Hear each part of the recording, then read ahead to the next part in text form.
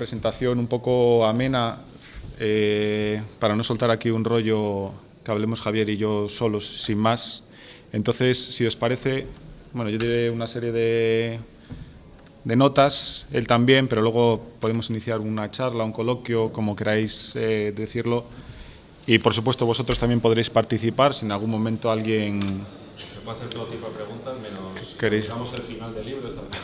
¿Queréis hacer alguna pregunta o lo que sea?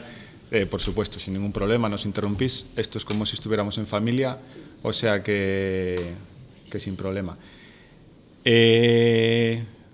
Bueno, mi nombre es Rui Vega, vengo aquí como escritor, soy de Ponferrada y he publicado también con la misma editorial que nace hoy con Javier, Ediciones Atlantis, y por eso estoy aquí. Me pidieron que si podía estar con él, de leonés a leonés y de escritor a escritor, entonces aquí estamos. Pues nada, es un privilegio para mí estar aquí contigo, Javier. Acuérdate cuando seas famoso y cuando hagan la película en Hollywood, me llamas. Entonces, nada, es un honor, de verdad.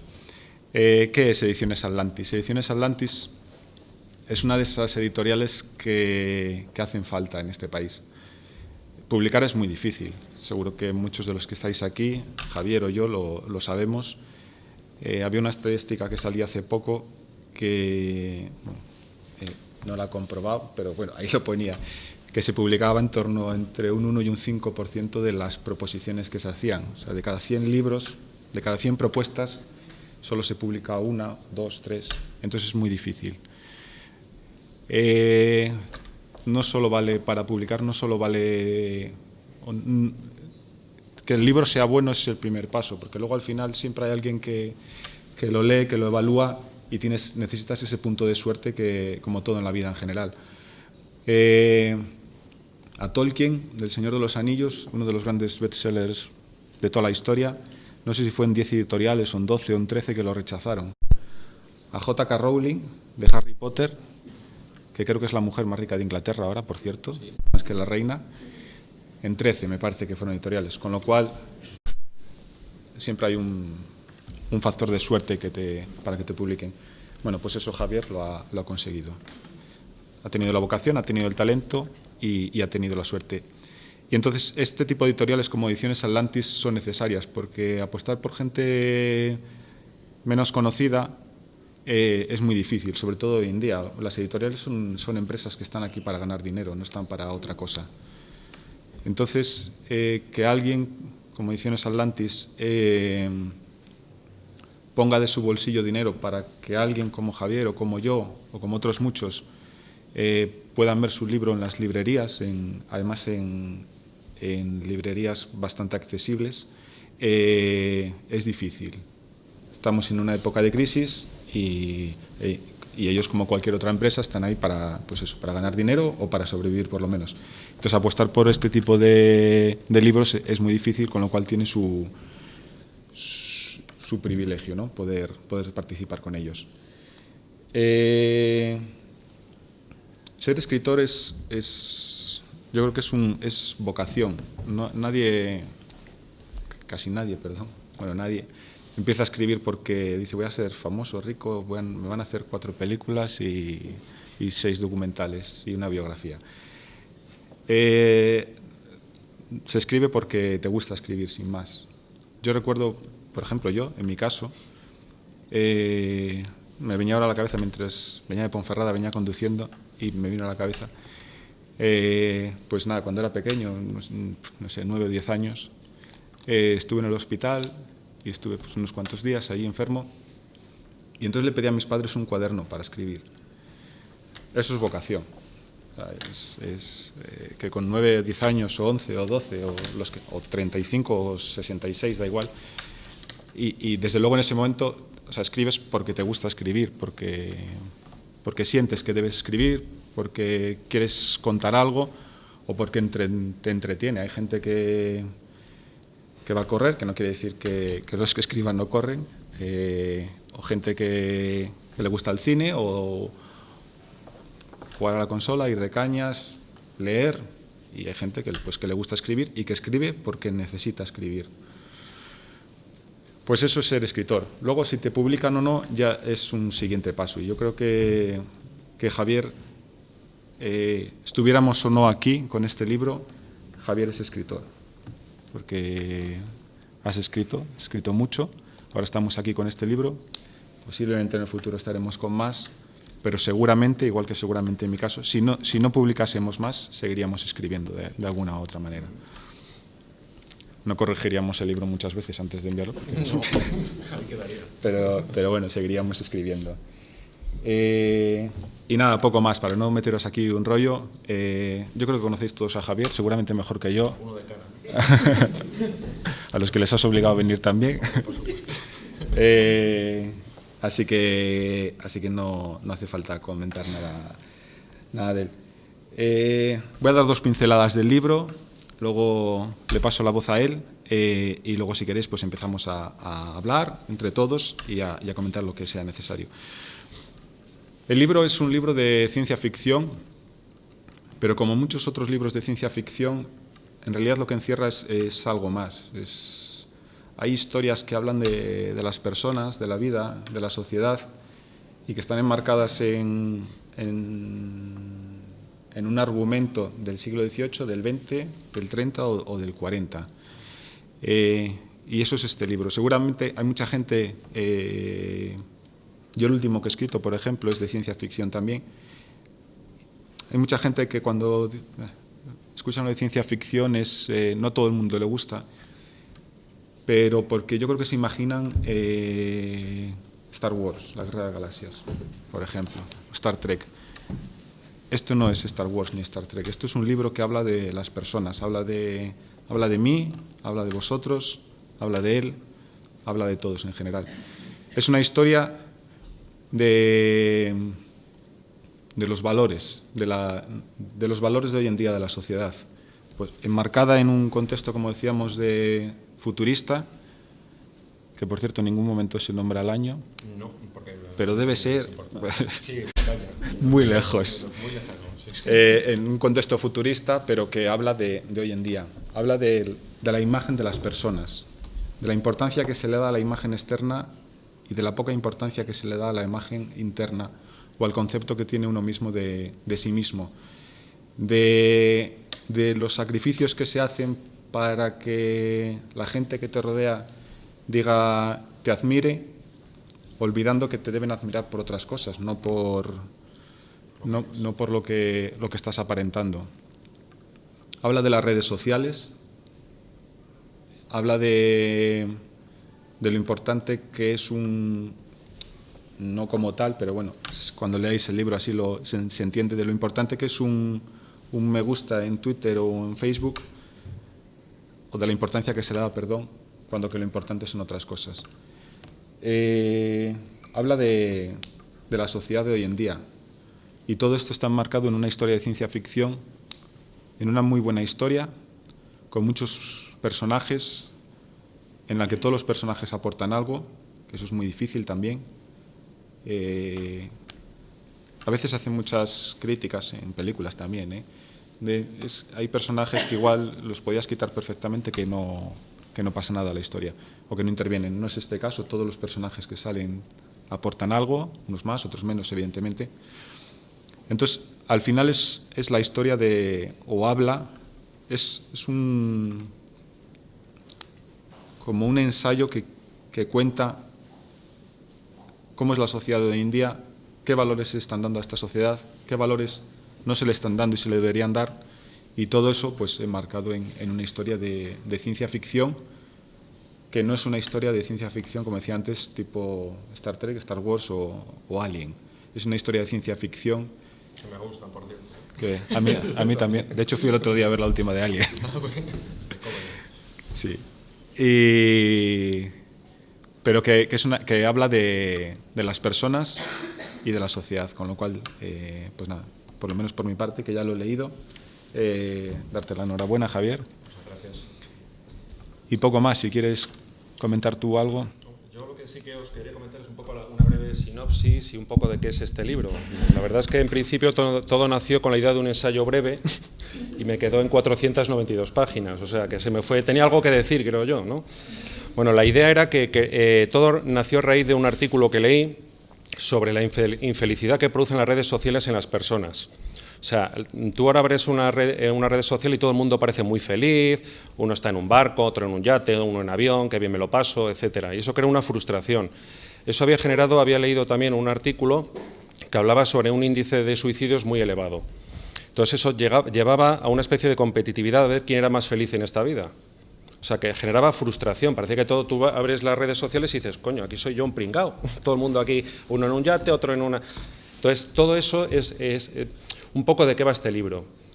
Entonces, yo lo que quería hacer era un ensayo. Después lo fui pensando y digo, pero vamos a ver, ya es difícil hacer leer a la gente un libro, un ensayo es más difícil todavía. Entonces lo intenté novelar. Entonces, intenté meter personajes, intenté meterme yo en el papel de los personajes, ir viendo cómo podía yo contar una historia con varios personajes, de qué iba esto. Y poco a poco pues fui creando, como dice Rui, una serie de personajes que en realidad son todos muy importantes. Cada uno tiene una faceta, una personalidad muy definida. Dentro de las redes sociales está el hedonista, el pasota, o sea, hay varios tipos de personalidades que son muy complementarias. No son planas. Cuando leáis el libro vais a ver que van evolucionando a lo largo del libro. O sea, empiezan de una forma, los que parecen personajes principales, luego se vuelven secundarios, los secundarios principales, o sea, todos son muy importantes, ¿vale? Y todos cuentan una historia que yo creo que es muy importante.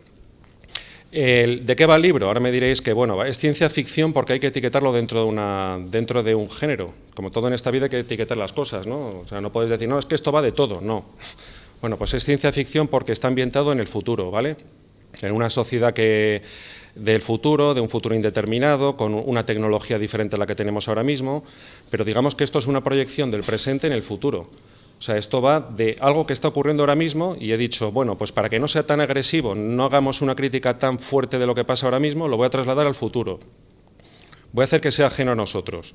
¿Por qué? Porque es que yo realmente así es como, en cierto modo, empecé a ver gran parte de las redes sociales, pues verlo desde fuera, o sea, no participando, viendo un poco, diciendo, voy a partir de cero, voy a ser un observador. Entonces, yo quiero que seáis unos observadores leyendo el libro y que lo veáis también desde fuera. ¿De qué va este libro? Bueno, este libro va de un mundo en el que las personas estamos todos sometidos en un futuro. Es una macrociudad, porque ya no existen ciudades, ha habido una gran guerra, es toda una macrociudad envuelta en una especie de cúpula, ¿vale?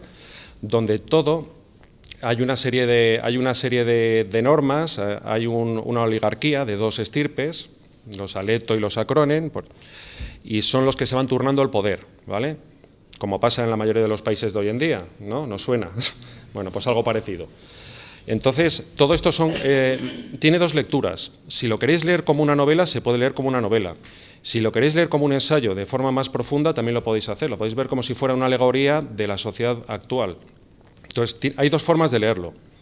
Hay gente que me ha dicho que lo ha leído una vez, muy chulo, y después dice, bueno, pues me da ganas de leerlo otra vez porque hay cosas que parece que quiere decirme, que en realidad todo lo que subyace en esta historia es la parte, como decía Rui, de ensayo, ¿vale?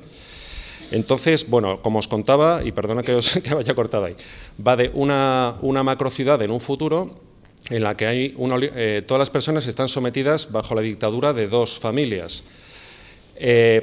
Hay una serie de normas, ¿vale? Es como si fuera una constitución a nivel global, que son todas muy, digamos, muy desbaratadas, muy ridículas, pero bueno, son normas. Y el que se salta esas normas, pues tiene un castigo. Allí no existe la pena de muerte. Allí lo que existe en normalización es el borrado. ¿Qué es el borrado? El borrado es dejar a una persona en vida borrándole toda su historia, convertirle en un paria. Si esa persona ha sido brillante en su vida, le borran toda su historia y no es nadie. Ni su familia puede dirigirle la palabra, ni nadie de la sociedad puede dirigirle la palabra. No existe esa gente. Esto también me pasé, porque todo es un batiburrillo de experiencias de lo que tú lees en el Antiguo Egipto, que eso pasaba también. En la época de Ramsés, de los principales faraones, lo que hacían en los enterramientos en las pirámides era borraban para matar digamos, para desterrar de la memoria a un faraón, lo que hacían era borrar su nombre y imprimían otro, ¿vale? Entonces, más o menos, digamos que este libro es un pelín filosófico a veces. He metido un poco parte de cosas que había leído de lo que os dije, de las redes sociales, y después también me he basado en la pena del borrado aquí, con lo de los egipcios. Es una sociedad muy desquiciada. No se permite llorar, pero en cambio sí se permite matar. No se permite tener adulterio, pero no se permite sentir amor. O sea, son normas que dices, pero ¿cómo pueden ser tan absurdas? En realidad, hay una frase muy importante en el libro que dice que no es importante ser feliz, sino parecerlo. Que todo gira alrededor de esto. Entonces, aquí lo que importa es la imagen. Entonces, todo lo que subyace en las ideas de estas normas son ridículas, pero todo va encaminado a aparentar. Todo el mundo tiene que demostrar ser feliz. Y para acabar, para no contaros más cosas del libro, tampoco quiero ser la persona que está en la cola del cine y dice, al final todos mueren. Y diga, bueno, gracias. Vale. Os va a contar un poco, pues eso. Todo gira alrededor de eso, y de las normas y de un juego, un macrojuego, que es similar, digamos, a todo el compendio de las redes sociales, Twitter, Facebook, etcétera, se llama el Happy Bless, ¿vale? El Happy Bless es un juego que todo el mundo no tiene la opción, tiene la obligación de jugarlo. Tiene que haber un ganador, o sea, todo el mundo tiene que demostrar a lo largo de un año, que le llamo aquí un año parsis, o sea, para que no sea un año exacto, o sea, tiene otra unidad de medida, tiene que demostrar ser la persona más feliz. Tienes que jugar obligatoriamente, los últimos 12, que les llaman los 12, ¿vale? Muy original, por cierto. Los 12, pues son borrados, lo que os acabo de comentar, lo que es ser borrado, ¿vale? Les convierten en parias. Uno de los personajes, pues bueno, tiene problemas con este tema, porque hay uno, que es Jimmy, el personaje principal sobre el que empieza el libro, ¿vale? Bueno, principales son todos, pero digamos, con el que está metido a favorito dentro de este juego. Y después hay otro amigo suyo que es un renegado del juego, o sea, se va a convertir en uno de los 12. Y ya tiene un dilema esta persona, ¿vale? Hay un dilema moral. Abandono a mi amigo, sigo jugando. Bueno, esa es una parte de la historia. Después hay más. Después hay un objetivo de ellos, cuando se dan cuenta de que todo esto es un engaño, se sienten como manipulados, un juego, ¿por qué tengo que jugar yo? Se empiezan a hacer cuestiones. Estos personajes quieren huir de la cúpula. Y he metido un factor externo que, bueno, ya lo veréis. No, tampoco quiero contar más. Sí, me están diciendo por aquí, no digas nada, no digas nada. Vale. Y bueno, más o menos, en resumen, va un poco de esto, ¿vale? Es una sociedad del futuro, es nuestro presente proyectado en un futuro, en una sociedad que aparentemente es diferente, pero tiene más cosas en común de lo que parece, ¿de acuerdo? Entonces, yo lo que os puedo decir, cuando lo leáis, que tenéis dos lecturas, una un poco más profunda, si tenéis una tarde filosófica, decís, bueno, aquí hablan del sentido de las palabras, de la ética, bueno, como queráis, y después un sentido más novelado, para divertirse, ¿vale? Cualquier dudas o preguntas que os surjan, tengo una página web en Facebook, como no puede ser de otra forma, hablando de redes sociales, pues lo voy a meter en Facebook, para ser totalmente consecuente. Entonces, si buscáis la Revolución de los Hombres Huecos, he abierto ahí una página, por si tenéis algún tipo de preguntas, yo encantado os las respondo, ¿vale? Gracias.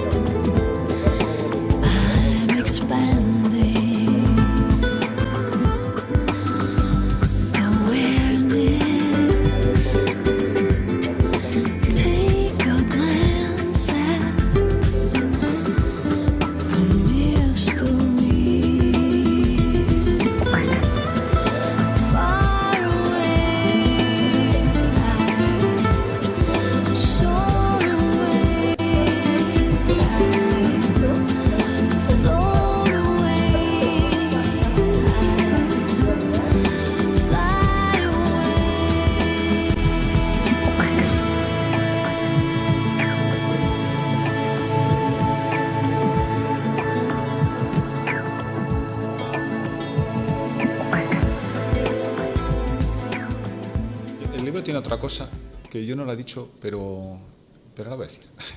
No, Al final no lo cuentes. no, más o menos la has dicho tú. No, de hecho lo he anotado aquí para acordarme. Yo escribo, bueno, tampoco, he escrito un par de cosas, novelas, pero prácticamente llevo como un montón de años leyendo prácticamente solo poesía.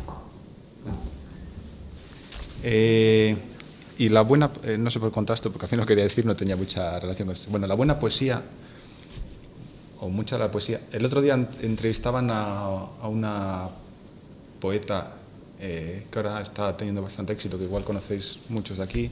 Bueno, no lo sé, se llama Elvira Sastre, es una chica muy joven que utilizando el lenguaje que utiliza Javier en el libro, que lo ha petado, o lo está petando.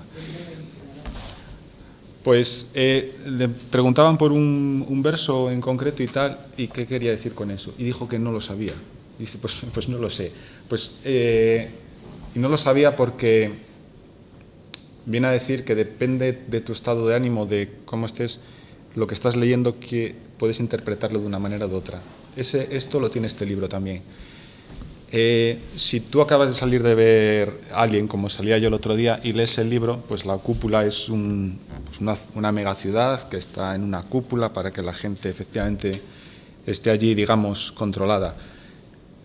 Pero si vas más allá, a lo mejor la cúpula es la representación de lo que son las redes sociales. Y todo el mundo que está dentro de la cúpula está dentro de donde estamos hoy en día, de Internet, y eso es la cúpula. Es un marco en el cual todos estamos metidos y hay gente que al final se rebela contra eso porque es así, porque siempre hay gente que va a estar más de acuerdo o menos. Y eso lo tiene este libro y no es fácil de conseguir en una historia. Hay una curiosidad del libro que le vamos a preguntar ahora a Javier, ya que estamos aquí. Pero que son las preguntas del examen, no preocupéis. Y lo que... Si en algún momento queréis preguntar vosotros, no hay ningún problema.